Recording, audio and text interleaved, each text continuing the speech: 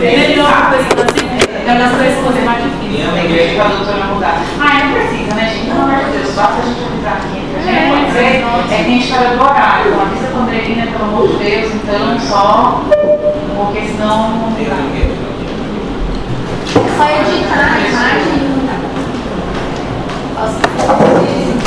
Você edita a imagem? Não, eu não pra mim.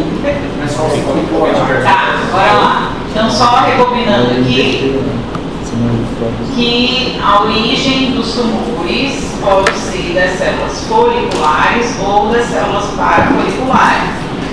E quando eu falo tumores bem diferenciados da tireoide, eu estou falando especificamente dos tipos de célula folicular, papilífero e folicular. De longe, esses dois são os mais frequentes, graças a Deus, né? O outro câncer que tem a célula bem identificada, porém não é classificado como bem diferenciado, é o medular. Mas ele é diferente porque a origem celular dele é da célula C, ou parafoliculares. E ele não tem nada a ver com tireoglobulina, com TSH, e por isso que ele é mais agressivo.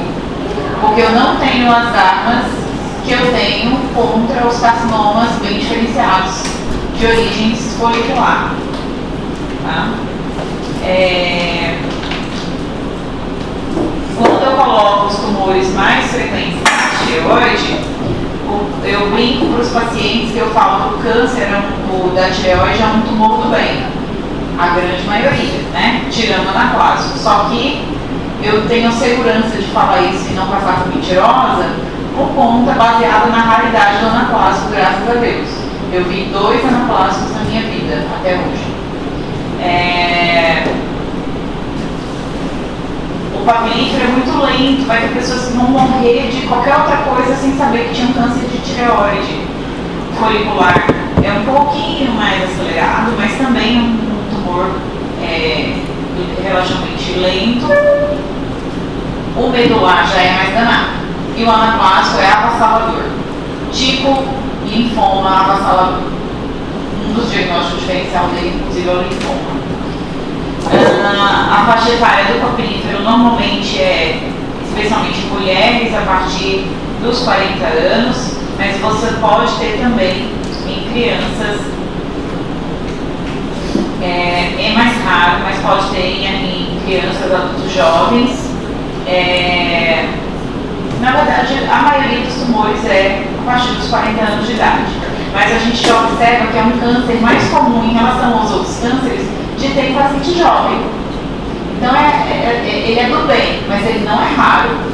E com uma certa frequência eu tenho mulheres de 30 a 40 anos com câncer de tireoide. Então, quando eu penso nos outros tumores, que normalmente são pacientes mais velhos, né? O câncer de tireoide é um câncer relativamente mais de pacientes mais jovens.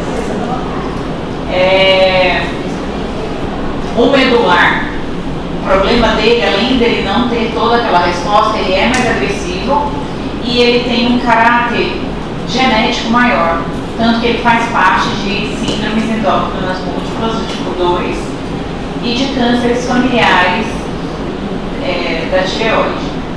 A disseminação normalmente do papilífero e do folicular é via linfática. E por isso que eu primeiro estudo as línguas do pescoço. O medular pode dar para qualquer lugar, hematogênica, linfática, por continuidade. O anaplasma não dá tempo, ele é tão avassalador que ele não dá tempo de dar metástase. Ele mata antes. Normalmente, quando eu tenho um foco de câncer à distância desses tumores, é para fígado, pulmão e osso. É raro, tá, gente? Mas em raros casos, já peguei pacientes que a gente descobriu tumor cerebral ou na coluna após a biópsia do tumor de sistema nervoso ou da coluna. A pessoa nunca teve queixa nenhuma de tireoide, a um paciente da neuro manda pra gente. Foram fazer lá a biópsia de um tumor do sistema nervoso central ou da coluna e era meta de câncer de tireoide. Então não é comum, mas eu já peguei uns 2 ou 3 casos, tá? Mas é um tumor que foge da curva. Qual é essa questão da captação de iodo? papilífero e folicular faz captação de iodo. Então isso é maravilhoso, porque eu uso isso como arma. E por conta disso, eu uso a tireoglobulina, a antitireoglobulina e a pesquisa de corpo inteiro no segmento desses tumores. Medular e anaplasma não estão nem aí para iodo, para TSH, e esse é um grande problema. A gente não tem essas armas, sendo que o medular ele faz o segmento dele com calcitonina e CEA, diferente dos bem diferenciados. O prognóstico do papilífero folicular é excelente, boa, o medular é razoável e o anaplasma é péssimo, não há prognóstico. Dentre os papilíferos e os foliculares, existem subtipos histológicos. O mais comum é o carcinoma papilífero variante clássica. Mas eu tenho variante folicular, variante serana, variante, todos esses. E do folicular eu tenho ele minimamente ou extensamente invasivo e o tipo de células Hutton, que tem um risco um pouco maior de metástase. E esses outros todos que estão com asterisco são subtipos raros de serem encontrados, porém, dentro dos papilíferos, se aparecer um subtipo desse, ele tem uma característica um pouquinho de ser danado, de ser mais agressivo. Entretanto, ainda são tumores relativamente controláveis. Falando um pouquinho de medular. Eles são tumores mais agressivos, como eu já falei, são tumores originados das células parafoliculares ou célula C e produzem calcitonina, e por isso que a gente usa ela como segmento. Ela não é marcador oncológico, a gente usa como porque a única célula do corpo que produz calcitonina é a célula C. Elas não captam iodo, e isso é o problema, porque você não tem cintilografia para fazer, você não tem pesquisa. A pesquisa de corpo inteiro, gente, ela é tão boa, que a gente usa ela como se fosse um PET scan para câncer de tireoide. Você faz a pesquisa de corpo inteiro e se tiver célula captando iodo em algum lugar, é meta, é câncer, tá? E a gente perde essa arma nos tumores medulares, porque ela não está nem aí para nada. Também não tem a iodoterapia e não sofre influência do TSH nem produz tireoglobulina. Então, não adianta no segmento do carcinoma medular tireoide pedir tireoglobulina, para nada. Parece TSH-T4 livre? Sim, para saber como é que está a função hormonal. Preciso suprimir esse paciente? Não, vai fazer diferença. Tá? Mutação do gene RET, você pode pesquisar nos pacientes que tiveram carcinoma medular se ele tem a mutação, porque se ele tiver, é importante para...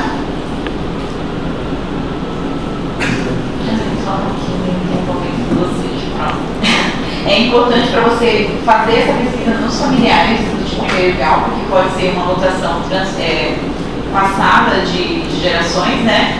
E se ele por acaso não pode ter outras alterações que encaixem ele dentro de uma síndrome genética, que você diagnostica outras doenças antes. Tá? Como é que faz células daí? Como? Como é que detecta precocemente? O medular não detecta. Só se você tiver um familiar de primeiro grau, você vai ficar mais em cima. Não detecta. E vou te dizer para você, as funções também não falam por ter medular. Porque não era para vir Bethesda na função do medular, era para vir carcinoma medular, não vem. Tá? E não faz parte, eu acho que a gente já viu isso em algum lugar aqui do consenso, que não faz parte fazer rastreio com calcitonina. Tá? Porque é muito raro. Ó, quantos medulares eu peguei na minha vida? No meu consultório eu não tenho nenhum. Quando eu trabalhava no Hospital do Amor, teve uma época que eu fiquei um janeiro sozinha, que o colega saiu de férias, eu peguei 2. E tinha lá na residência também. Então, na minha história médica, depois que eu formei, peguei 2. E esses 2, um deles foi familiar. Depois a gente pegou, depois o colega pegou mais 2 casos da família. Então, assim, é raro, graças a Deus, mas não pega. Não pega. Forma esporádica ocorre em 80% dos casos. e você pode ter metástase ao diagnóstico em 50% dos casos. Esse é o problema. Como ele dá metástase mais rápido, quando você vai descobrir ele, metade dos pacientes já tem metástase no pescoço, pelo menos. E aí por isso que o tratamento dessa doença já inclui, diferente da tireoide normal, já inclui esvaziamento cervical recorrencial como estratégia, porque metade já tem. Lembra que tudo que é mais de 20% vale a pena operar? Metade é mais 50%. Então, se você tem uma PAF falando que é medular, a cirurgia é tireoide total com esvaziamento recorrencial bilateral. É o que muda para o carcinoma normal. O anaplasma, ele já é um tumor indiferenciado, é aquele mega mutante de crescimento rápido e letal. A história normalmente é um idoso que tinha aquele boss de longa data, que ele não liga, que não tá nem aí, deixa o boss dele quieto e do nada, vem aquele troço que cresce assim rapidamente em semanas, fazendo sintomas compressivos por invasão local. Então ele chega no PS com dispneia, disfagia, disfonia, maçaroca no pescoço, péssimo prognóstico, apesar de qualquer tratamento, sobrevida de 3 a 6 meses após o diagnóstico. Normalmente, a gente faz a biópsia no momento da traqueostomia para descomprimir via aérea. E essa biópsia é fundamental para diferenciar ele do linfoma. Eu vou avisar que a galera que não está aqui vai estudar pelo slide vai errar isso aqui, porque a leitura daquilo ali, se não tiver essa minha leitura aqui, você entende outra coisa. A biópsia é fundamental para diferenciar ele do linfoma, que é uma doença que tem excelente resposta à quimioterapia. Ele não responde a nada. O linfoma é que responde. Tá? Então, não, mas já caiu. E a galera errou por isso. Porque leu o slide e não prestou atenção no que eu estava falando.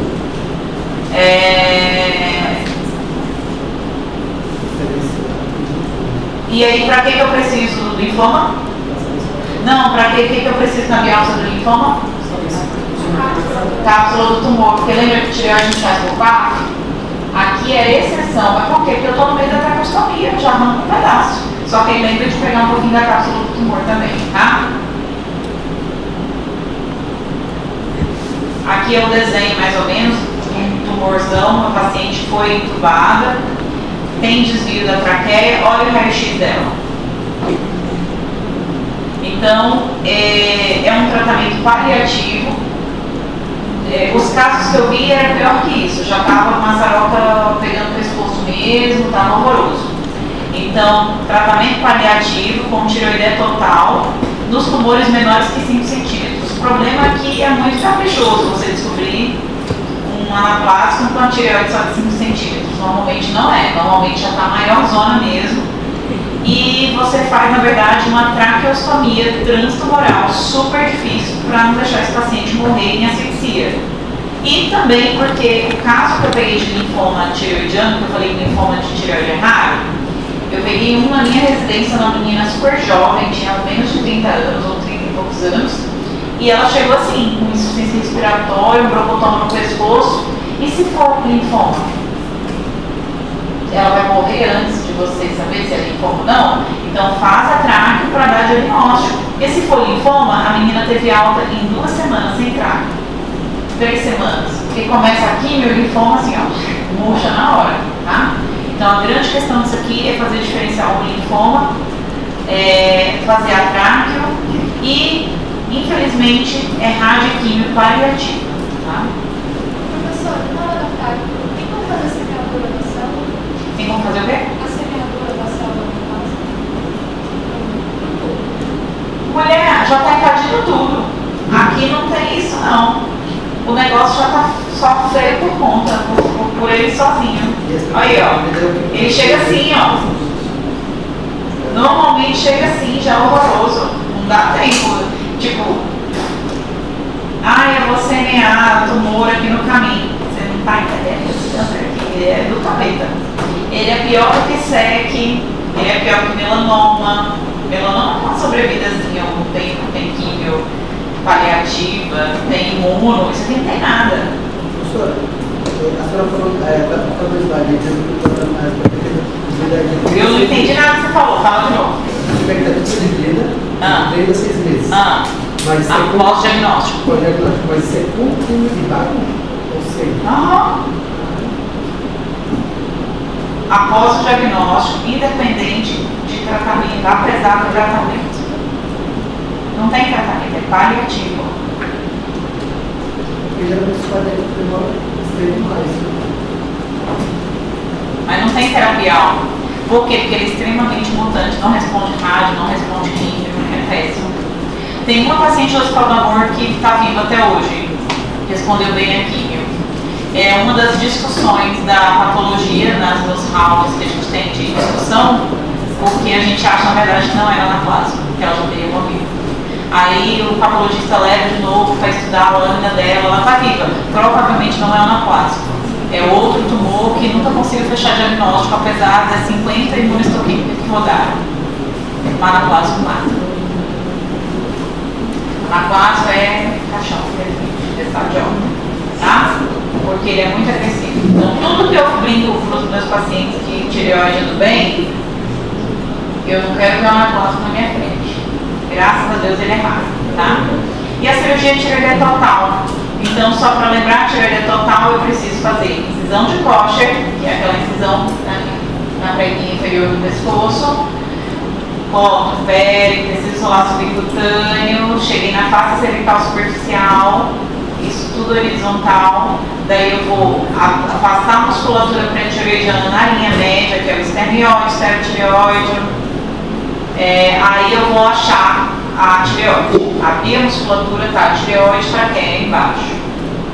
Começo fazendo a liberação dos lobos tireoidianos do que eles estão grudadinhos aqui na face visceral e a ligadura dos vasos. A tireoide é uma glândula extremamente irrigada. Se eu não ligar os vasos, a cirurgia vai sangrar o tempo todo, vai ser uma breva, uma coisa horrorosa. Então a gente começa com um passo técnico ligando os vasos para que sangre menos. E para ressecar ela, precisa fazer a ligadura dos vasos, né? Lembrando que os vasos tireoidianos são ramos, as tireoides superiores são os primeiros ramos da carótida externa. Então é um vaso bastante importante, sangra para o dedéu. E a gente tem 3 veias. Então 2 artérias por lado e 2 veias, 3 veias por lado. Depois de fazer a ligadura dos vasos, a gente vai atrás do precioso, que é um nervo laringeu recorrente, lá no suco traqueosofágico, tentando não mexer, não lesar as nossas paratireoides, que também são preciosas, que regulam o cálcio no nosso corpo. Remove-se a tireoide, revisa a hemostasia, se necessário, coloca dreno e fecha tudo. Na tireoidectomia parcial, esses passos são realizados apenas de um lado e a gente retira o istmo, que é essa porção anterior aqui, a ponte que liga a tireoide um lado com o outro lado, é passo fundamental retirar o istmo por questão de padronização cirúrgica da especialidade.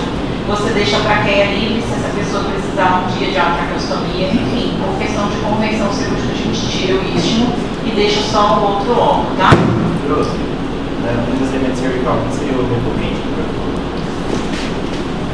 O recorrencial é o nível 6, é só o nível 6 de cada lado. Ou recorrencial, recorrencial que é o nível que está em contato ali com o nervo recorrente, tá? Linfadenectomia, gente, que cirurgia é essa? Linfadenectomia ou esvaziamento cervical.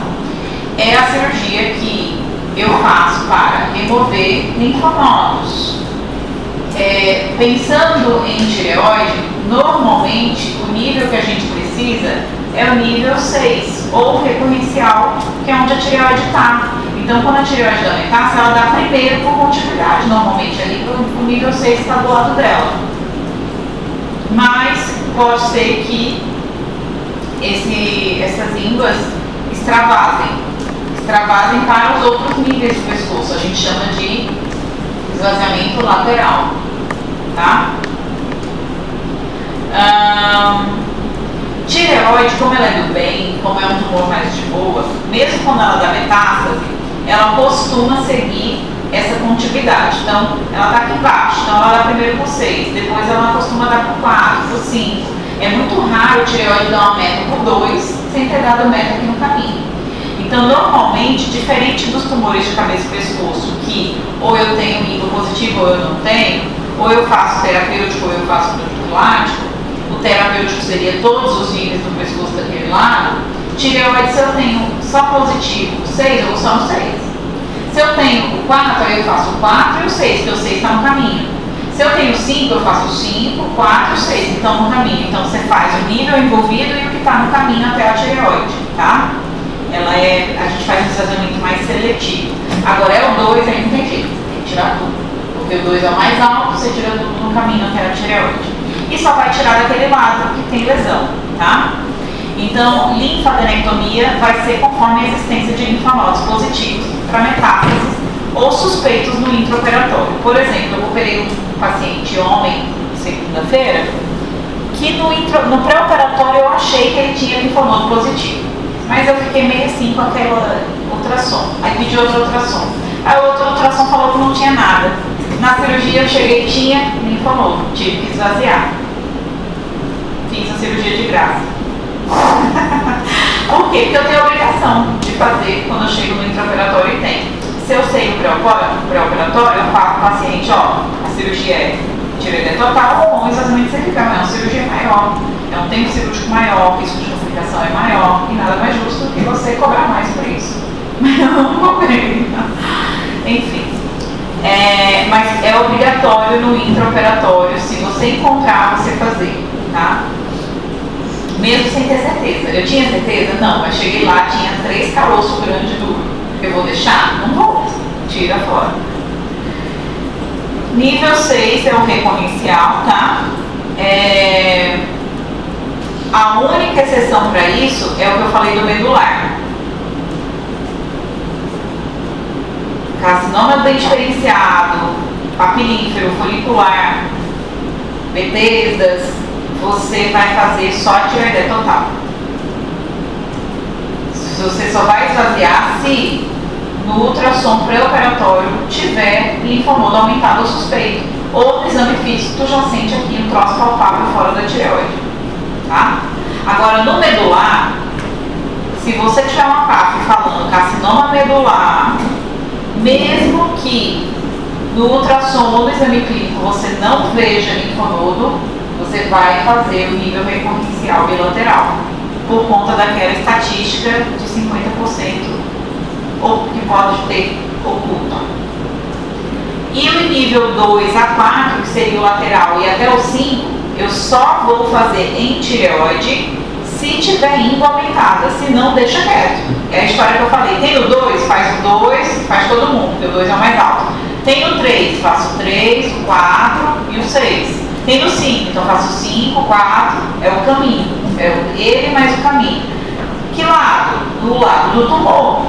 Você vai fazer bilateral, tá? Tireoide é um órgão de linha média, entretanto os tumores normalmente têm um lado direito, faz a direita. Exceto se o tumor for no isquio, mas aí é muito caprichoso, não é o que a gente vê na maioria dos casos. Olha, professor, medular, se tiver nível 4, a senhora vai falar... Medular, se tiver linfonodo fora do recorrencial, aliás, se já tiver íngua positiva, aumentada, no exame clínico você faz todo o pescoço.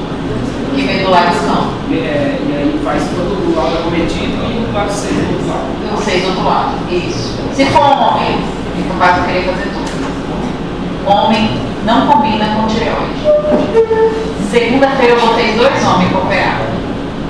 Eu não devia ter feito isso. Saí da centro cirúrgico mais de 9 horas da noite, 2 cirurgias difíceis, 2 cânceres. Um já voltou com a biópsia, câncer multifocal com metástase. E eu tirei umas bolinhas sem achar que era câncer. O outro, mentira.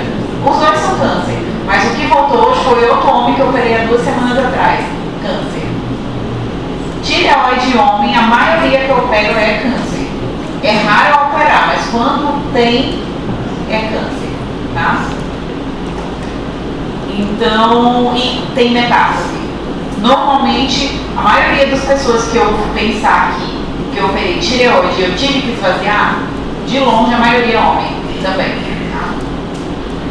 Linfadenectomia. Conforme o consenso, eu só vou fazer na suspeita de acometimento do linfonodo, que seja confirmada por PAF ou simplesmente suspeita a ultrassom ou na cirurgia de ter um caroço do muro preto. Se não for paratireoide é câncer, é metástase, tá? Aí ele faz. De preferência o nível 6, que é o nível da tireoide, exceto se estiver achando que é alguma coisa fora disso. Na suspeita de acometimento de linfonodos dos níveis laterais, está indicado o esvaziamento terapêutico desses níveis. Se as metas forem confirmadas no pré, a dissecção deve incluir os linfonodos do compartimento central. É aquilo que eu falei, faz o nível, mais quem tiver no caminho. Complicações da cirurgia. Disfonia, por lesão do nervo laringeu. Essa disfonia pode ser temporária ou definitiva. Temporária se eu não levei o laringeu. Só da gente lavar, descolar, a gente descola, a gente cutuca, dá uma pelada nele. Então isso justifica uma disfonia temporária. Definitiva só se torar o nervo, queimar o nervo. Então, no cabeça e pescoço é mais difícil a gente fazer esse tipo de lesão. Normalmente as nossas lesões são temporárias. Então eu tenho pouquíssimos pacientes que têm disfonia. E os que têm normalmente temporária. Por quê? Porque eu só faço isso, né? Agora, hipocalcemia já é uma coisa que eu temo mais. Porque mesmo eu vendo a paratireoide, mesmo eu tentando preservar ela, não existe um vaso paratireoidiano, artéria paratireoidiana superior direita, artéria paraveia. A paratireoide ela é uma gordurinha, uma breubinha irrigada por vasos colaterais da tireoide. E um passo fundamental da tireoideia é ligar os vasos da tireoide. Então, mesmo que você faça tudo certo, é comum que sofra, que tenha isquemia. E se ela vai conseguir se recuperar ou não, só Deus na causa. Então, é mais comum acontecer hipocalcemia do que lesão de nervo, tá? A maioria dos pacientes é hipocalcemia transitória, graças a Deus. Normalmente 2 semanas o corpo já dá conta de resolver, já volta, já resolve. Eu posso ter apneia. Se eu tiver lesão de nervo e essa lesão for bilateral, o paciente costuma fazer paralisia paramediana, bilateral. Então ele paralisa mais perto daqui, ó. Ele fala, mas ele não respira. Esse paciente, gente, vai ganhar uma traqueostomia. E se essa lesão for definitiva, essa traqueostomia é pro resto da vida. Graças a Deus, obrigada, Senhor, eu nunca tive isso. Tá? É uma coisa que a gente não deseja para ninguém. E normalmente os casos que eu vi disso aqui foram pacientes operados por cirurgião geral. Ou são casos de câncer muito cabuloso, muito avançado, muito difícil, tá? É raro acontecer. Pode ter sangramento? Pode. Pode ter hematoma? Pode. Pode ter seroma? Pode. Seroma já é mais comum, eu já devo ter tido uns 4, 5 seromas na vida. Hematoma já é mais raro. Eu tinha me vangloriava de não ter tido nenhum, até que esse ano eu tive 2. É de lascar. Sangramento já é mais raro, tá? O hematoma, o problema do hematoma no pescoço é que o hematoma no pescoço mata e mata rápido. Porque faz compressão da via aérea. O primeiro hematoma que eu me vangloriava de... não foi esse ano não, vai, foi ano passado, ano retrasado. Eu já falei pra vocês. Do meu amigo, né? Tá vendo? E nem foi eu, foi culpa dele. Mas esse ano eu tive um. Esse ano eu tive um e esse foi uma cirurgia que foi linda, perfeita, terminou 10 horas da manhã, eu não pus dreno de tão bonita que foi.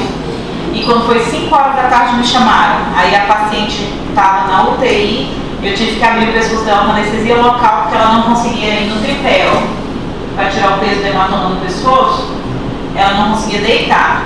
Aí eu abri com anestesia local, não tem nem anestesia local, só fui soltando os pontos, eu abri, tirei o volume, a compressão, aí veio aquela sangueira, aqueles filmes de terror, a anestesista do lado, aí assim que descomprimiu, a anestesista sedou, entubou, eu fui reabordar. Não achei que é o vaso que sangrou, eu acho que ela fez um pico hipertensivo, sangrou, babou. tá bem, tá linda, viva. Mas é um sufoco, tá? É sufoco, ninguém quer. Sabateira, 5 horas da tarde. Tá vendo? Cirurgião quando opera, foi tudo bem, não pode ir pra casa e ir pra festa, não. Tem que ficar de sobreaviso, porque a gente nunca sabe quando a complicação pode acontecer. E sabia que o anestesista também não, tá? O anestesista que anestesiou comigo, ele também tem sobreaviso. O colega teve que voltar também, senão como é que eu faço? Tá? Tem sobreaviso, mas não tem anestesista lá da urgência? Não, na nossa vida real não fica ninguém de sobreaviso lá do pronto-socorro, no 9 de julho, você não fica. O único local que fica é o SAMAR. Porque é o único hospital, o SAMAR, Unimed e os públicos. Do contrário, não tem. Então é tentável, tá? E aí? Quando eu tô aqui, eita, lasqueira. Qual? 4894. Anotar? Foi você quarto.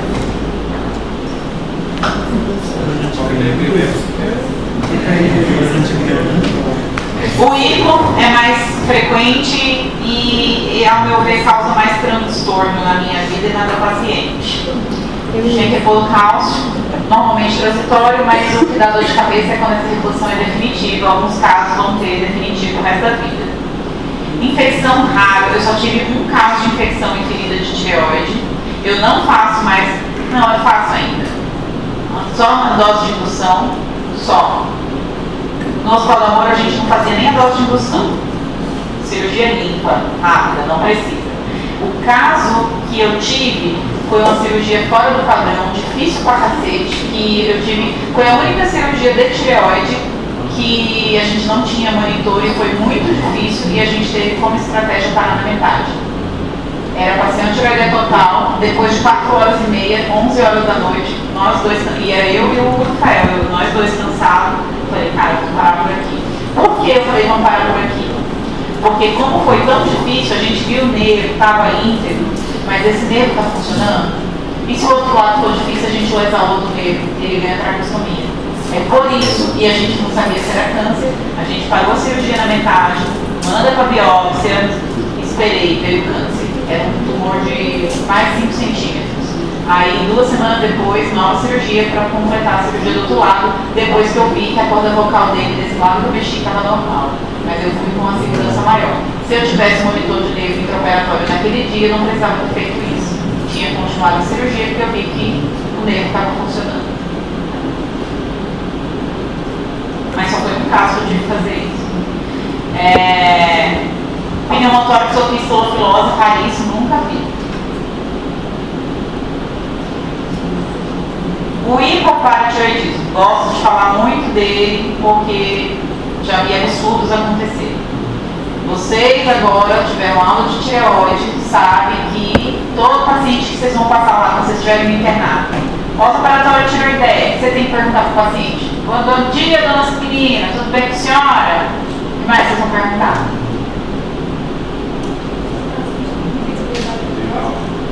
Hã? Sensibilidade da voz? Sensibilidade nervosa? Como é que é isso?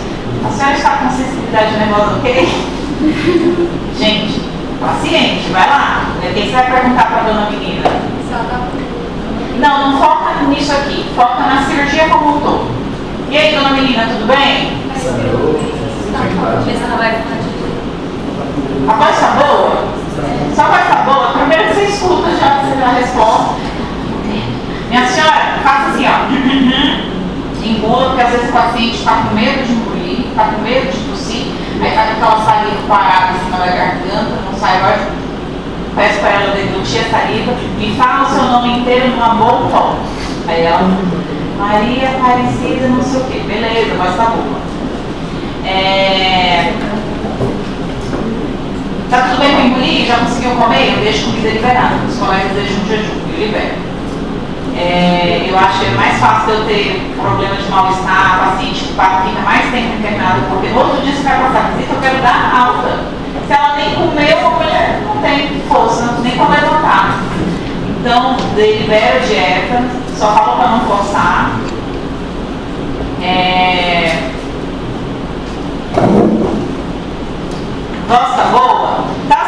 sentindo comeu, tá conseguindo engolir, tudo certo? Ah, tô com dorzinha, não, beleza, dorzinha não morre, tô com dor de garganta. Tá tendo cãibra ou formigamento? Teve cãibra ou formigamento? Essa é a minha pergunta. Então ela pode falar uma dormência, cãibra, formigamento. Isso é sinal de hipocalcemia, tá? Ferida operatória, tudo bem? Algum abaulamento? Ferida seca? Pronto, acabou, é isso que tem que ver na tireoide. E fazer o Chibostec. O Trousseau vocês fazem lá, se vocês quiserem fazer ciência. Trousseau na prática eu não faço, porque é mais difícil. Pegar uma manguito, bota lá, ver o braço da pessoa fazer assim. Depois vocês fazerem ciência no internato. Mas o que a gente vê de fato é o Chibostec, ó. Percussão do nervo facial. A hipocalcemia diminui o potencial de ação do nervoso. A hipercalcemia, vamos lá, a hipocalcemia, o cálcio baixo diminui o limiar nervoso e muscular.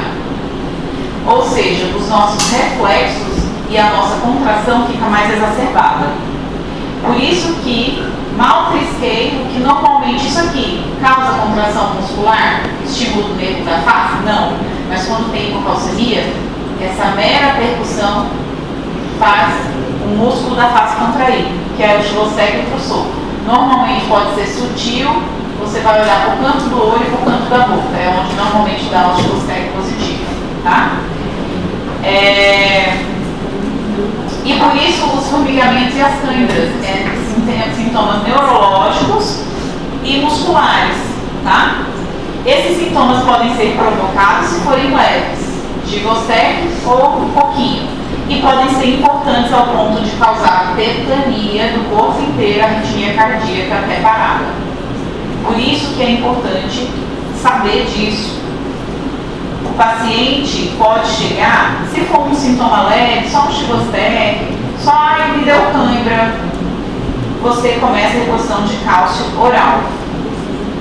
Esse comprimido de cálcio é 500 mg, gente, carbonato de cálcio.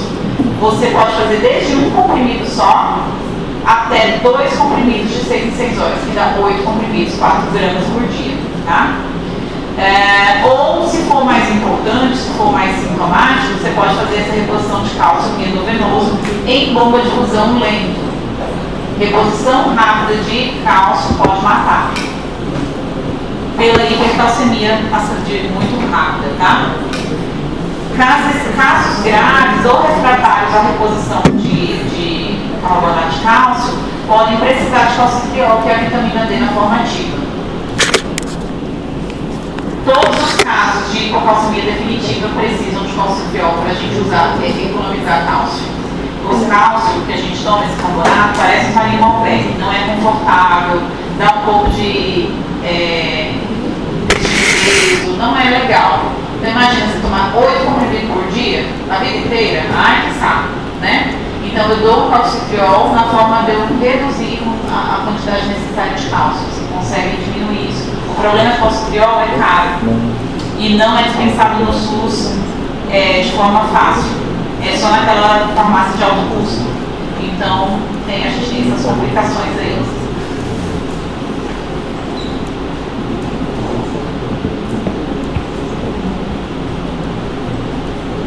Tá, então vai lembrar que na tireoide o cálcio baixo. Todo mundo lembrou do cálcio baixo, porque eu mexi na paratireoide, o PTH cai.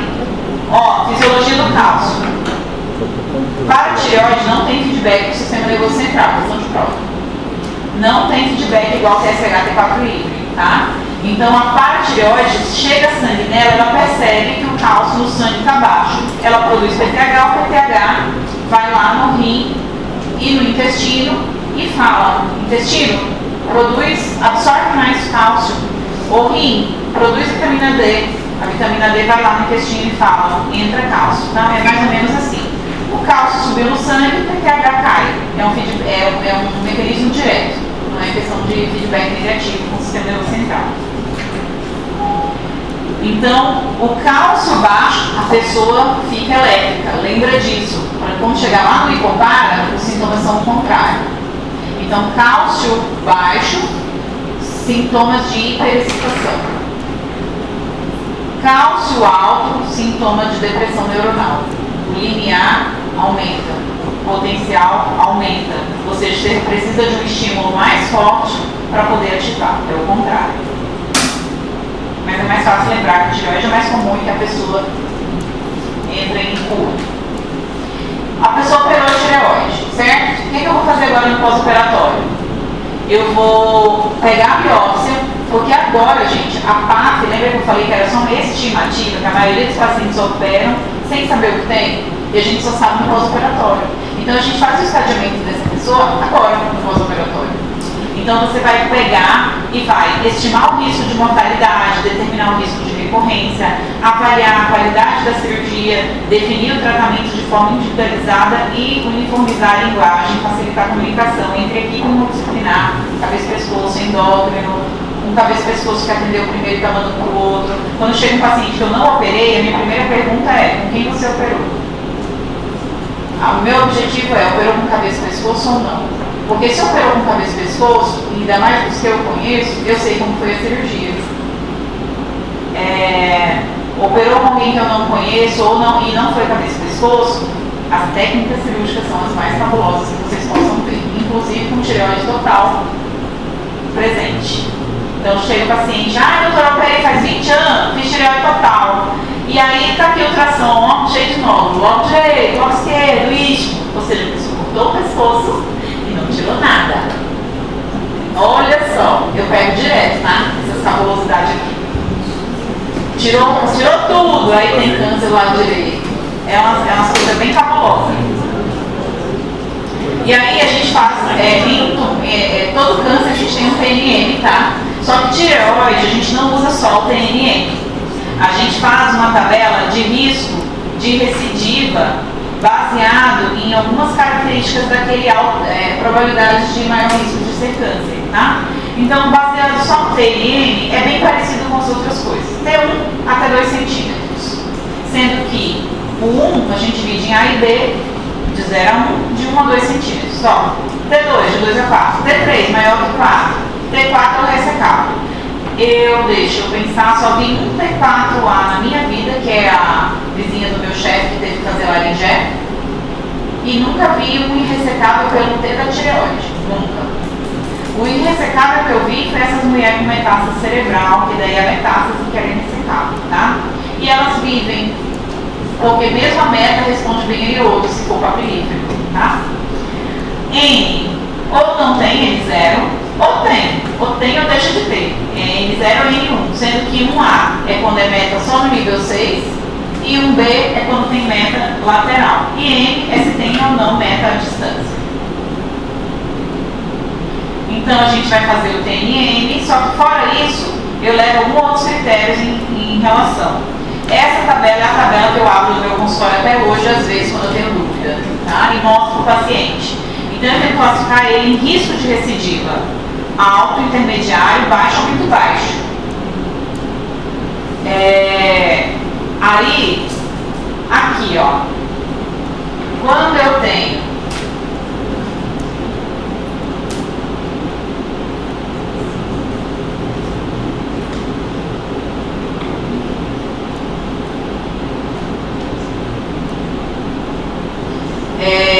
muito baixo risco, eu tenho que ter todos esses achados.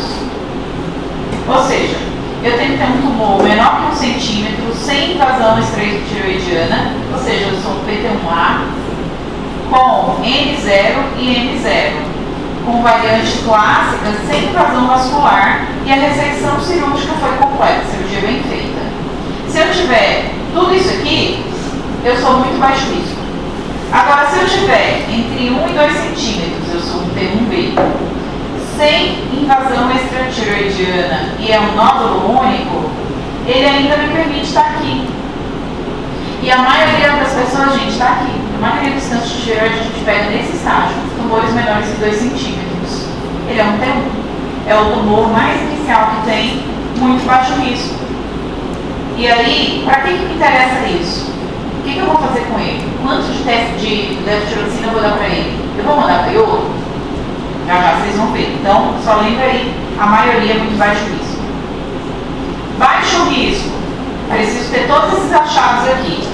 Ó, ou eu sou menor que 4 centímetros, sem invasão extratireoidiana, IN0. Menor que 4, eu sou um T2, ou seja, um tumor de 4 centímetros e 0 T2. Sem metástase, nem local, nem a distância, invasão clássica, ressecção completa. Beleza, então é mais ou menos a mesma coisa, só que a gente deu uma margem ainda para um tumor de até 4 centímetros. Ou você é menor que 2 centímetros, mas você tem uma invasão, você tem um linfonodo, até 3 linfonodos. Você tem até 3 linfonodos no pescoço positivo, você ainda é baixo risco. Ou você é menor que 2 centímetros, mas tem uma invasão extratireoidiana mínima. Ou seja, o tumor extravasou a cápsula da tireoide e deu uma beliscadinha ali no músculo pré-tireoidiano, ou na gordurinha peritireoidiana. Ele ainda é baixo risco. Olha como o câncer de tireoide do bem. Eu vou dizer para vocês que a professora Tainá está aqui, ó. Ela é intermediário risco, afinal ela é CRM positivo, né? Ela tinha um tumor pequeno, menor que 1 centímetro. Poxa, mas por que ela está aí então, professora? Porque aqui no qualquer um, é qualquer um. E a querida Tainá tinha um linfonodo, se eu não me engano, mas tinha isso aqui, ó, extravasamento extracapsular. Então, apesar do T dela ser bem miudinho, ela tinha linfonodo e esse linfonodo rompeu a cápsula do tumor. E isso é um critério de maior risco de espalhar. E por conta disso, ela veio aqui, apesar de ser um T1, ela veio para um intermediário risco e por conta disso ela precisou fazer iodo. Foi o do critério de fazer iodo, tá? Agora eu vou dar um outro exemplo para vocês, daquela pessoa mal operada. Era um T1, do bem, não tinha metástase, era variante clássica. Mas aí quando você for olhar para a cirurgia dela, não tiraram tudo. Olha onde que a gente deixou ela. Alto risco. Olha a importância de ser bem operado. Por isso que é a minha pergunta. Operou com quem? Se operou com o Fernando, com o Arthur, com o Cristiano, com o Rafael, eu sei que foi bem operado. Agora, operou com o cirurgião geral? Infelizmente, tem uns então que eu tenho uma listinha, assim, mas você automaticamente deixou essa paciente em alto risco de recidiva. Tá? Ou meta distância, ó. Ser mal operado deixa a pessoa igual a pessoa que tem metástase à distância. Porque é qualquer um, ou isso, ou isso. Tá? E é isso aqui que é o mais importante, é baseado nisso aqui que a gente leva em consideração para definir a conduta para o paciente com câncer de tireoide. Essa tabela aqui. E baseado nisso, a medida do remanescente tireoidiano e a avaliação cervical pós-operatória deve ser feita preferencialmente com ultrassom. Remanescente tireoidiano, gente, é a pessoa que fez tireoideia parcial e veio o câncer. Lembra aquele nódulo único que a gente, Bethesda 3 ou 4 ou Bethesda 1 que a gente topou a fazer parcial? Aí veio o câncer. A chance era pequena, mas veio. Então, ou eu posso voltar para a cirurgia e operar, é o que eu faço hoje, ou você pode fazer o segmento. Os congressos de tireoide dos últimos anos têm sido mais permissivos, as sociedades europeias, americanas, eles têm permitido que a gente não totalize todos esses casos. Eu não tenho muita tranquilidade para isso. Eu acho que a cirurgia é tranquila, só tomar o Puran. Eu ficaria mais tranquila, eu acho que os nossos pacientes não têm maturidade para isso. Eu tenho pacientes particulares, bem esclarecidos, que eu encontro eles aí andando na rua, no shopping, e eles nunca mais voltaram uma consulta. E eles têm câncer. Eu tenho um paciente que eu operei da Dorinha, por câncer de tireoide. Ele só veio no primeiro retorno. Eu fico minha secretária, meu senhor, você tem que voltar para controlar a TSNA. Tipo, será que ele quer ir nos médicos? Se ele tiver, trabalha, se ele tiver em endócrino. Só que o meu medo é que eu vejo pacientes que não acompanham com ninguém, ou então acompanham com um médico que não entende de reposição hormonal pós-câncer e deixa ele o tireoideu. Aí daqui a um ano ele volta com câncer no pescoço. Tá? Ou então esse remanescente tireoidiano é a pessoa que não foi bem operada mesmo, deixar para trás. Então, ultrassom é o exame, fazer o segmento com ultrassom. Reintervenção cirúrgica deve ser considerada se o ultrassom revelar grande remanescente tireoidiano ou metástase em linfonodo. Então, ele está dizendo aqui que a princípio eu não precisaria operar. Só se tem muita tireoide para trás ou linfonodo positivo. Para vocês, opera. Deu câncer na facial. A nossa conduta aqui em Porto Velho não é só minha, todo mundo ainda concorda que tem que totalizar, tá? Não tem maturidade para só fazer acompanhamento. Quem é candidato a iodoterapia, gente? Ó, tratamento adjuvante com iodo. Não existe químio nem rádio para a tireoide. Existe, mas não existe, tá? Não existe. Isso aí é tipo de química, mas a químio tradicional de cair cabelo, fazer endovenoso, que é oral, é tão diferente que é oral, tá? Então, o paciente fica assustado com químio. E tem químio de verdade para tireoide, mas não tem porque a gente quase não precisa usar. Isso aqui é a adjuvância para os tumores bem diferenciados da tireoide. Quem são candidatos? Pacientes que fizeram ressecção tumoral incompleta ou presença de metástase de linfonodal após tireoide, que não são candidatos à reintervenção, porque a priori o melhor é voltar e operar. Ressecção tumoral completa, porém classificados com alto risco intermediário de recidiva. Ou seja, o professor Tainá operou bem, operou tudo, beleza, tirou lá os linfonodos, entretanto, pela característica do extravasamento extracapsular, ela foi classificada como um risco intermediário de recidiva e por isso vale a pena fazer iodo, tá? Ou, por exemplo, eu peguei uma paciente uma vez que operou com um cirurgião geral. Ela foi na consulta porque ela tinha caroço em nível 2, foi o motivo da consulta. Ele viu o ultrassom de tireoide e falou: você tem que operar amanhã, senão você vai morrer. Operou só a tireoide. E aí a cirurgia deve ter sido difícil e ele não tirou tudo. O caroço era à esquerda, ele tirou o lado direito e o esquerdo ficou para trás. Ela veio comigo com o resultado da biópsia 3 semanas depois da cirurgia, depois de ter ido com o doutor, porque ela estava com... Ela não conseguia completar uma fase completa porque ela estava com falta de ar desde a cirurgia, inclusive ela tinha ido para a UTI e ele tinha dito que a UTI era por conta da asma dela. E aí agora quando ela voltou para a nossa biópsia, eu não consigo fazer isso, mas ela falava assim, dava angústia. Ele disse que talvez ia operar ela daqui 3 meses, daqui 6 meses, sei lá como é que ia operar ela, ia dar um tempo, e que essa falta de ar era porque ela devia estar gorda, com asma, alguma coisa assim, tá? E ela ficou na UTI no pós-operatório por conta dessa falta de ar ao estudar. Como eu não conheci o caso, eu tinha acabado de chegar aqui em Porto Velho, faz bastante tempo isso. Aí eu inocente ainda, peça o relatório cirúrgico para saber que cirurgia foi feita em você, porque se você veio com a queixa disso aqui e ele nem mexeu nesse caroço, e veio câncer, eu tenho que pensar que isso aqui é metástase. Então lá foi eu, peça o relatório da cirurgia para a gente ver o que foi feito, peça a biópsia não falava que era tireoide inteira. Aí pedi ultrassom e pedi uma laringo para eu ver o que era isso. Na laringo ela tinha paralisia paramediana da corda vocal direita. No ultrassom veio resto tireoidiano volumoso à esquerda. E aí eu pedi a punção disso aqui, veio meta de carcinoma de tireoide. Vocês entenderam? O que eu deveria fazer agora? Reoperá-la, tirando o lado esquerdo e fazendo esvaziamento cervical de todo o lado esquerdo, certo?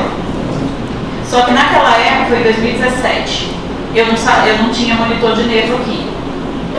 Vou eu, a besta, me meter a operar alguém que está com paralisia já de corda vocal do lado direito. E a gente lembra que a meta é desse lado, então provavelmente esse lado tem câncer também. Ela tinha câncer dos dois lados. Um lado ele tirou, tinha câncer. O outro lado que ele deixou o resto tiroidiano tinha câncer também. Mais esvaziamento. A chance de ela aumentar esse nervo é grande. E outra, fibrose onde já foi operado o pescoço antes, que você não sabe o que o cabra fez lá. Aí eu conversei com pessoas mais experientes do que eu, né? Porque eu me peguei na segunda de vez. Na primeira coisa eu falei, olha, normalmente assim, volta no seu cirurgião, né? A clínica é dele, né? Volta lá com ele e conversa, porque não dá pra te operar daqui 6 meses, tem que te operar já. Aí ela foi lá com ele, sabe o que ele falou? Que era mentira minha esse laudo da Larinha, que tinha foto e vídeo. Era mentira minha que essa falta de água, que ela estava gorda, que ela tinha que ir pra academia. Aí, nesse momento, eu falei, não, vou ter que abraçar o caso, mas para abraçar o caso no consultório não dá. Levei ela para o Hospital do Amor. Na época eu estava começando o Hospital do Amor lá atrás. Como é que é mesmo? 48, 49?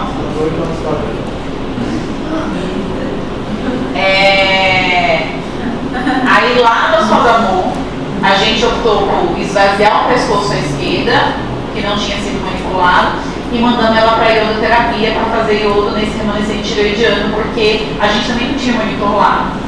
Porque o risco disso ela ganhar uma traqueostomia definitiva o resto da vida. Então a gente optou fazer iodo. Mentira, a gente fez iodo de cara. Aí da iodo esse tumor manteve. Aí eu fui e resgatei o pescoço com cirurgia. E até hoje essa mulher casou comigo. Até hoje, saí do Hospital do Amor, ela me segue. Ela é minha paciente. Ela tá bem, tá viva, sem doença, usando altas doses. Não, ela melhorou um pouco da falta de ar. Mas ela era merendeira de escola, trabalhava, nunca mais conseguiu voltar a trabalhar. Ela teve que se afastar. Geral. Esse eu gosto de falar, é o que eu tenho a listinha. Ele gosta de fazer umas barbaridades pra ele. Não estão de jeito nenhum sem ele. Bora. Mas assim, A gente não bota pra ninguém. não faz.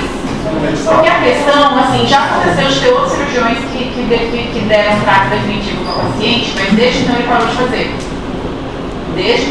fazer. E tem cirurgiões gerais que fazem muito bem. O Dr. Gabriel, por exemplo, no Hospital das Clínicas, talvez alguém conheça. Ele operou minha avó está próteseira até hoje, e conheço vários outros pacientes operados por ele, que foram muito bem operadas. O problema é que tem uns que não fazem tão bem assim e continuam se metendo a fazer o que não sabem fazer. E ainda fala que é mentira e ainda joga na cara do paciente. Então esse é que é o absurdo, sabe? Tá, então vocês já viram aqui quem é alto risco, quem é intermediário risco, e quem é para ir para iodo é esse, alto e intermediário.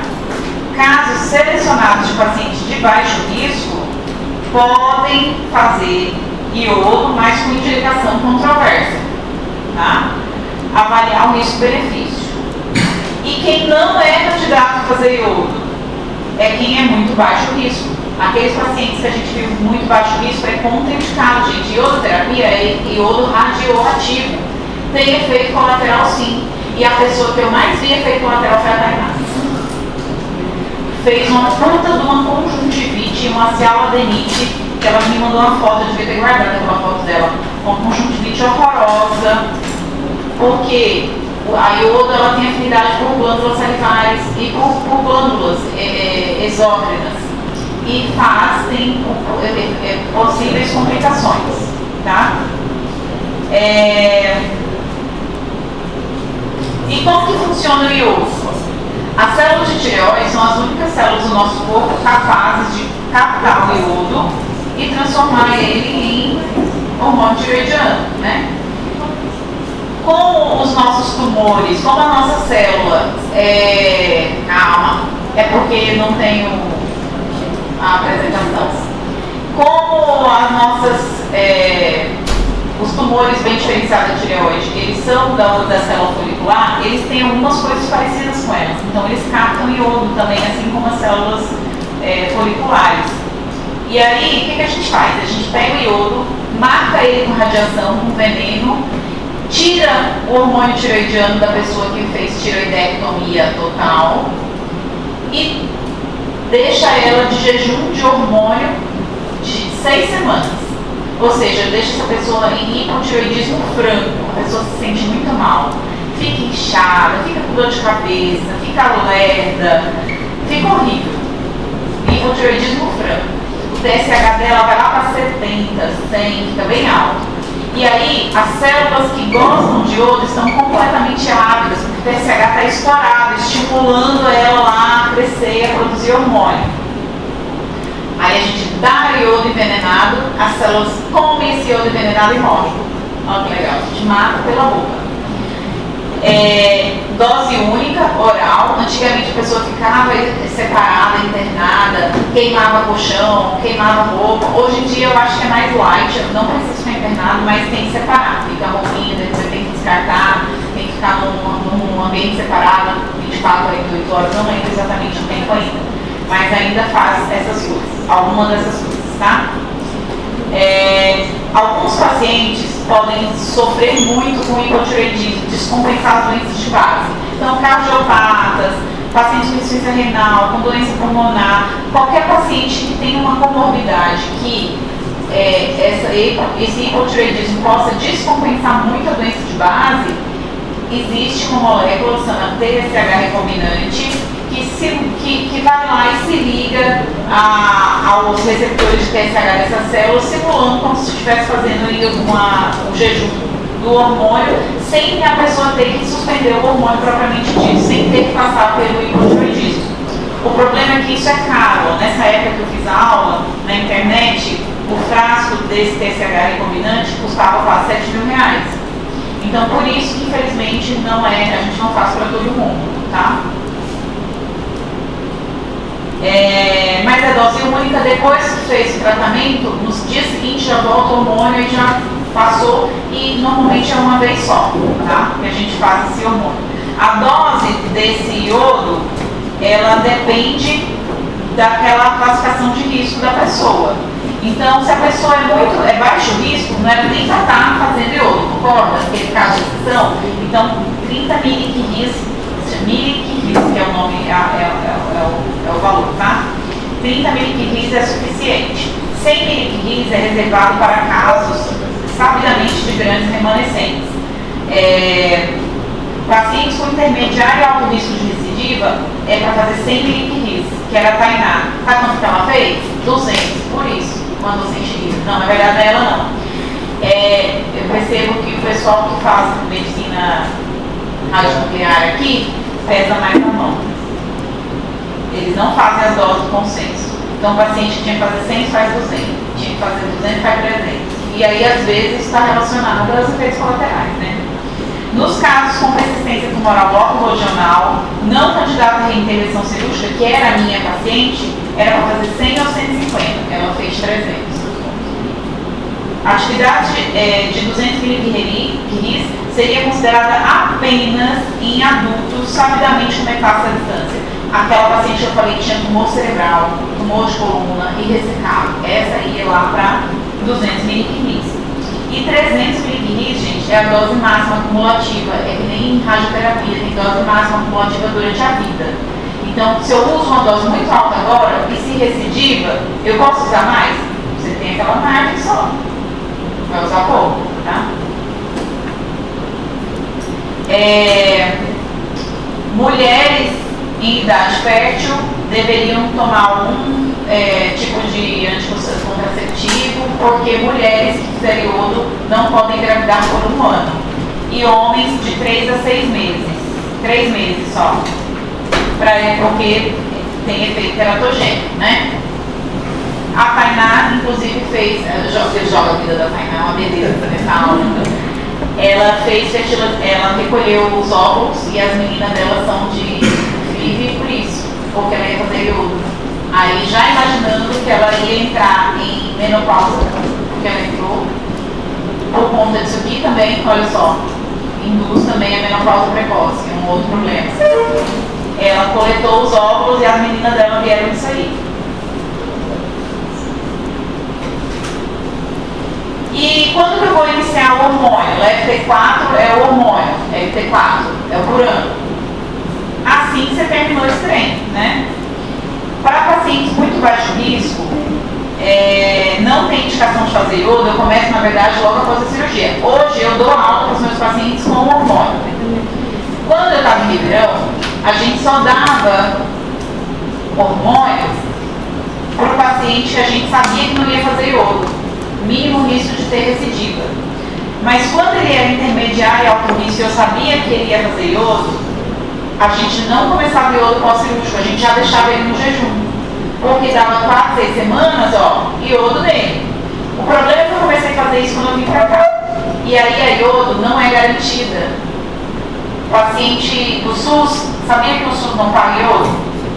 Quando eu mando o paciente do básico lá para fazer iodo, eles jogam no Hospital do Amor, que não tem iodo, terceiriza, da rádio nuclear, para o Hospital do Amor se virar e mandar o paciente para iodo. O paciente fica assim, vai para lá, vai para cá, vai para cá, vai para lá. E se for bem esclarecido e cobrar, porque se for um coitado, ele fica sem. E o plano de saúde é caro, o plano de saúde também dificulta. Então eu comecei a ver alguns pacientes que passavam 3 meses, voltavam, estavam sem hormônio, ruim, e hipotiroidismo e não tinha feito a iodo. E esse momento que eu deixei em hormônio, em falta de hormônio, gente, o TSH dele está nas alturas, né? Se eu tenho célula de câncer lá, eu estou estimulando a célula de câncer a crescer. Olha só o perigo. Por isso não pode deixar o paciente eutiroideu. Então, agora eu aumento o hormônio e eu falo assim, só suspende o hormônio no dia que você for na consulta com o doutor, porque na consulta que ele vai falar, olha, seu iodo vai ser dia tal, daqui 45 dias, então hoje você suspende o hormônio, ou daqui 10 dias você suspende o hormônio para fazer esse jejum. Tá? Então é assim que eu faço agora, porque não rolou fazer o que eu fazia em São Paulo. E após 48 horas da iodo, volta o hormônio em dose plena. Diferente do que o pessoal da endócrina orienta quando vai começar o hormônio. Você pegou hipotiroidismo, como é que começa? Metade da dose, uma semana e vai subir. Tem isso aqui não. Eu não arranquei a tireoide assim, no barro. Então pronto, você volta o hormônio em dose plena também. Não tem negócio de faz 50, daí faz 75, não. Eu começo uma dose de 100 microgramas para todo mundo, para todos os adultos, e de acordo com os exames de sangue, eu vou tateando para mais ou para menos. Tá? Qual é o alvo de hormônio? O tanto que eu dou de hormônio, na verdade, não depende do comprimido, depende do TSH da pessoa no exame de sangue. Então, eu dou uma dose padrão 100 e, de acordo com os exames de sangue que ela for me trazendo, é que eu vou diminuir ou abaixar de acordo com esse alvo aqui. Então, se a pessoa fez tireoideia total, fez ablação com iodo, fez, significa que ela era intermediária ou alto risco, certo? Aí ele faz uma PCI com as doses, que é uma pesquisa de corpo inteiro, é padrão, eles já me mandam isso. Teve captação em algum lugar fora do corpo? Não, é negativa. Então o teu alvo é um TSH menor que 0,1 se for um paciente de alto risco, ou entre 0,1 e 0,5. Então, na verdade, se é o que é para mim com TSH de 2, que é um TSH eutiroideu normal, tá muito alto. Eu tenho que baixar, eu vou e aumento a dose dela para eu baixar o TSH. Agora, se veio um TSH de menor que 0,001, que às vezes acontece, é bem baixinho, abaixo demais, eu vou e dou uma subidinha leve. Mas eu tenho que ficar próximo a 0. Eu não posso ficar entre 1,5 e 5,5, que é o normal para uma pessoa que não teve nada. Captou que tinha metástases lá no mediastino. Já aconteceu. Eu operei com o pescoço, mandei para iodo, na PCI pós-dose, captou no tórax. A pessoa ficou desesperada. Eu não, fique tranquila. A iodo ela trata sistêmico. Então captou no tórax, me mostrou que ela tinha meta e me deixa ela, que inclusive essa paciente nunca mais voltou. Me deixa um pouco mais vigilante. A dose de supressão dela é menor que 0,1. Eu tenho que ficar mais vigilante com essa pessoa aqui. Agora, ela não precisou fazer iodo, gente. Significa que ela é muito baixo risco ou baixo risco.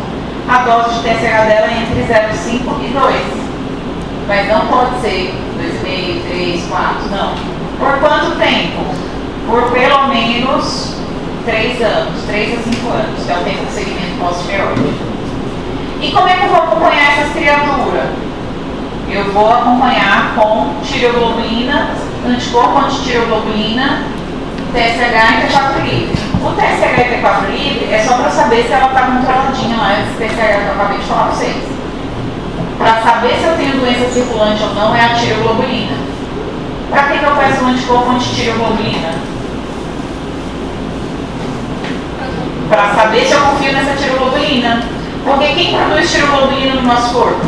Só a célula folicular, só a tireoide. É para ter tireoglobulina circulante? Não. A minha tireoglobulina é para ser 0 ou próximo a 0, ou ter uma curva decrescente conforme os exames que eu forem fazendo. Se eu tenho lá uma tireoglobulina de 0 e um anticorpo negativo, eu confio nessa tireoglobulina? Sim, porque o anticorpo é negativo, não tem anticorpo circulante. Agora, eu tenho a tireoglobulina de 0 e um anticorpo mega positivo, eu confio? Não. Aí você não se desespera também, você pede o próximo exame. Porque às vezes ela era uma paciente que tinha anticorpo por tireoidite, sei lá, qualquer outro motivo, e você tirou a tireoide agora. E o anticorpo não é uma coisa que some da hora para a outra. Então, se você vê um anticorpo em queda, significa que você tirou o fator que estimula o teu organismo a produzir anticorpo, e aí você espera uma queda. Agora, esse anticorpo não baixa, ou até está subindo, você não confia nessa tireoglobulina baixa. Aí você tem que fazer um teste de estímulo, você tem que tirar o hormônio e deixar esse TSH subir e ver que essa tireoglobulina, se essa tireoglobulina subir, quando o TSH subir, você está lascado. Você tem ou reto tireoidiano ou câncer de tireoide em algum lugar no teu corpo. A tireoglobulina agora vira marcador tumoral. Porque se você tiver tireoglobulina circulante, significa que você tem tireoide em algum canto do seu corpo.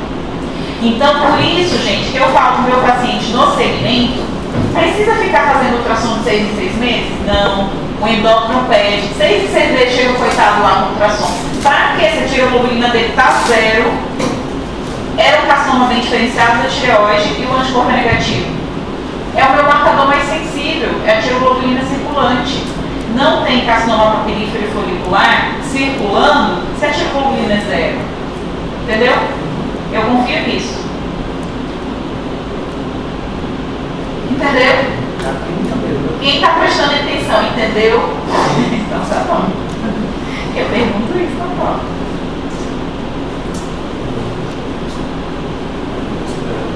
Vou explicar novamente, dando oportunidade para quem não entendeu, da forma que eu explico para os pacientes no consultório. Que até meus pacientes já sabem isso aqui. Não, confiei não. Confiei não e fica mais fácil dessa forma aqui.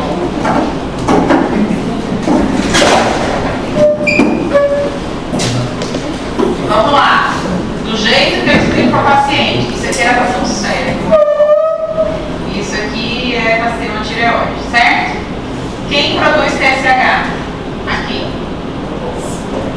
Isso aqui produz TSH porque chega sangue aqui no cérebro com um hormônio circulante.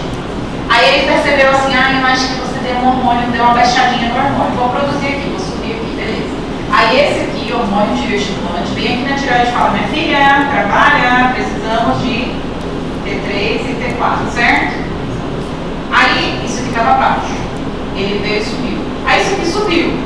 Esse aqui vem e diminui. E assim vai, né? Só que quando eu opero, o que eu faço? Isso aqui cai. Isso aqui sobe. Só que é câncer. Como eu faço para isso aqui desaparecer? Tome isso aqui. Tome hormônio. Por isso que eu dou por ano. Dou mais por ano que uma pessoa que não teve câncer. Porque eu quero de propósito que isso aqui fique o mais próximo a 0. É assim que a gente usa o hormônio para tratar metástase até. Os pacientes que têm metástase de tireoide vivem anos só com hormônio. A gente deixa o hormônio até umas horas. O paciente fica... Ele gosta, é como se ele estivesse tomando energético o tempo todo. Ele pode ter sintomas de hiper, ele pode ter tremor, pode ter palpitação, mas ele se acostuma. Ao ponto de eu ter que dar propanolol para ele, beta-bloqueador, ansiolítico, só para eu dar hormônio para ele. Ele fica em hipertireoidismo induzido por conta da metástase. Então, só o hormônio segura a meta quietinha. Você vê como esse tumor responde bem, tá? Agora, tu deixa ele eutiroideu. O que é eutiroideu? TSH entre 1,5 a 5,5. Isso é zero? Isso é um estímulo contínuo. Tu tá constantemente falando assim, célulazinha aqui de carcinoma, aqui ó, 1,5 a 5,5, cresce. Então, eu não quero isso. O meu alvo desses pacientes é, no máximo, aquele de muito baixo risco, de 0,5 a 2. Esquece isso. A gente gosta mesmo de 0,1 a 0,5, né? Próximo a zero. Tem que ter um zero aí, uma vírgula. Tá? Aí, pra que eu peço o T4 livre a partir de agora? Eu vou pedir T3? Eu vejo lá, paciente operou de tireoide, antitireoglobulina, anti-TPO, TRAB, T3 total, T3. Gente, não tem mais isso nessa pessoa agora. A gente vai só olhar no T4 livre. T4 livre, normal, se eu não me engano, é 0,8 a 1,5. Esse é o paciente da tireoide que eu deixo nesse alvo aqui, ó. Normalmente, essa T4 livre dela é 1,2, 1,3. Alguns chegam em 1,7. Mas ele tá bem. Normalmente a pessoa está disposta a ver o Tainá, ela fala, nossa, se eu soubesse tinha operado antes, é tão bom esse negócio. A pessoa fica com aquele gás. Ele ajuda a emagrecer. Então o paciente gosta. Quando chega a ter quanto tempo eu mantém isso aqui? 3 a 5 anos. Quando dá 3 anos, se ela for muito baixo risco, eu já baixo. Aí a hora que ela reclama, fala, ai não, deixa como estava tão bom. O problema é que o hipertireoidismo causa aqui problemas de longo prazo. Sobrecarga cardiovascular. Isso quando você é jovem, beleza. Conforme for ficando velho, vai pesando, né? Osteopenia. Problemas oculares. Problemas oculares.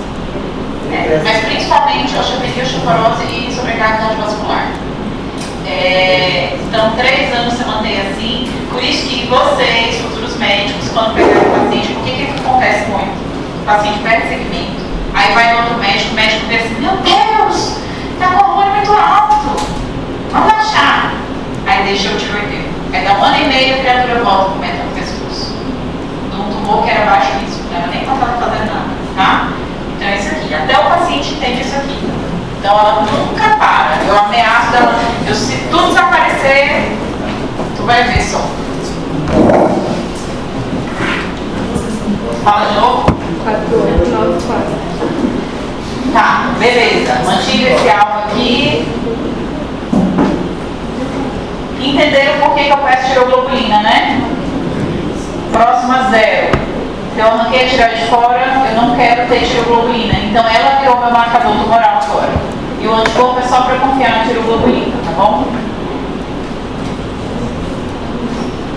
O segmento, ultrassom anual, nem peço. Peço para ninguém. Eu só peço quando a tireoglobulina sobe. Ou o paciente tem alguma queixa, o paciente gosta de exame, ele quer, ele não confia, ele quer um negócio. Aí eu explico para ele, não, então tá bom, tá 0? Não, então tá bom, doutor, então precisa não. Tá? Professor, eu me pedi uma coisa. A senhora falou que se o TSH subir pode voltar. Mas não tirou o ofensivo, como é que volta? Então, tirou? Do câncer é câncer, gente. Existe assim, implante microscópico, uma célula que fica, quando você vai ligar o pedículo da tireoide, a gente tenta tirar tudo, mas não tem como a gente garantir que tirou 100%. Tanto é que toda PCI tem uma captação no pescoço, pós-iodo. Por quê? Tem um leito ali, tem uma célulinha suja por ali, a gente não consegue 100% tirar. Você pode ter um resquíciozinho no lobo piramidal, pode ter tireoide ectópica, então a gente não consegue garantir que tira 100%, nem que não tinha uma meta oculta na hora que você tirou. E por isso que faz isso. Então, se quiser, pode pedir ultrassom anual ou bianual, ou não pedir, se você estiver confiando nos exames laboratoriais. Na doença metastática, a gente sempre tem que abordar cirurgicamente. Então, se a metástase for passível de cirurgia, vai lá e arranca. Você diminui o volume tumoral. Depois da cirurgia, aí você faz iodo. Mas se não for cirúrgico, faz iodo suplementar se for iodo captante. Como é que eu sei que é iodo captante? Fazendo uma cintilografia de corpo inteiro antes, né? A PCI, pesquisa de corpo inteiro. Posso também fazer a supressão hormonal, como eu já falei para vocês, e aí sim fazer a radioterapia externa para metástase à distância. Metástase óssea, volume, sinal central, aí é a hora que a gente pode usar a radioterapia. Ou as novas drogas, esse é o consenso que tem gratuito lá no site da Sociedade Endócrino. Infelizmente está antiguinho um pouco, em breve sairá novos, acabou. Dúvidas? Agora é nacional. Esquece aquela cintilografia. Tá sabendo de qual estou falando, né? Eu já vi que até aqui tinha de novo ela, ó. Bem aqui tinha ela aqui também, ó. PCI diagnóstica. Esquece ela.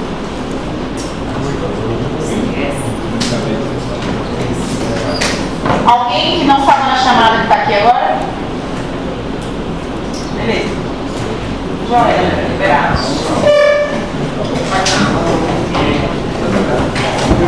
Obrigada.